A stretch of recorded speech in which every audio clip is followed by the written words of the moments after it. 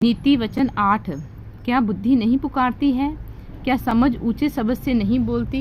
वह तो ऊंचे स्थानों पर मार्ग की एक और त्रिमानियों में खड़ी होती है। फाटक के पास, नगर के पैठार में और द्वारों ही में वह ऊंचे स्वर से कहती है, हे मनुष्यों, मैं तुमको पुकारती हूँ और मेरी बात सब आदमियों के लिए है। हे भोलो, चतुराई सीखो, और हे मूर्खों, अपने मन में समझ लो। सुनो, क्योंकि मैं उत्तम बातें कहूंगी और जब मुंह खोलूंगी तब उससे सीधी बातें निकलेंगी, क्योंकि मुझसे सच्चाई की बातों का वर्णन होगा। दुष्टता की बातों से मुझको घृणा आती है। मेरे मुंह की सब बातें धर्म की होती हैं, उनमें से कोई ढेड़ी व उलटफेर की बात नहीं निकलती है। समझ वाले के लिए वे समझ सहज और ज्ञान के प्राप्त करने वालों के लिए अति सीधी है। चांदी नहीं, मेरी शिक्षा ही को लो और उत्तम कुंदन से बढ़कर ज्ञान को ग्रहण करो, क्योंकि बुद्धि मूंगे से भी अधिक अच्छी और सारी मनभावनी वस्तुओं में कोई भी उसके तुल्य नहीं। मैं जो बुद्धि हूँ सो चतुराई में वास करती हूँ और ज्ञान और विवेक को प्राप्त करती हूँ। यहोवा का भय मानना बुराई से बैर रखना है। घमंड, अहंकार और बुरी चाल से और उलटफेर की बातों से भी मैं बैर रखती हूँ। उत्तम युक्ति और खरी बुद्धि मेरी ही है। मैं तो समझ हूँ और पराक्रम भी मेरा है। मेरे ही द्वारा राजा राज्य करते हैं, अधिकारी धर्म से विचार करते हैं।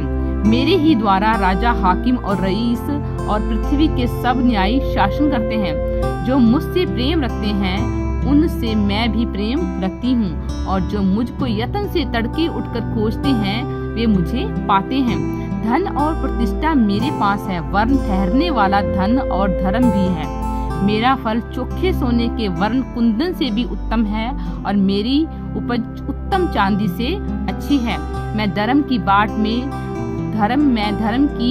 में और न्याय के डगरों के बीच में चलती हूँ, जिससे मैं अपने प्रेमियों को परमार्थ के भागी करूं और उनके भंडारों को भर दूं।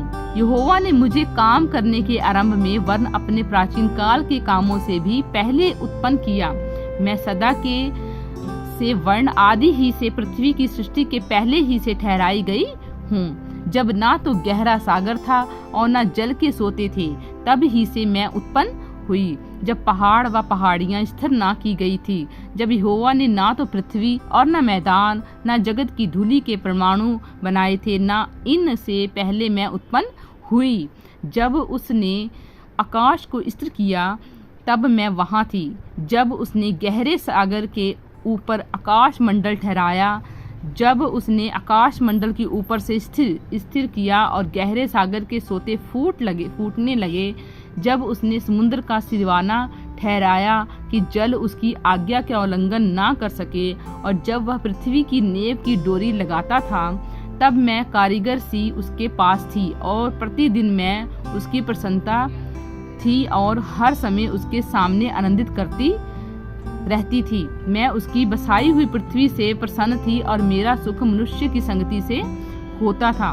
इसलिए अब हे मेरे पुत्रों, मेरी सुनो।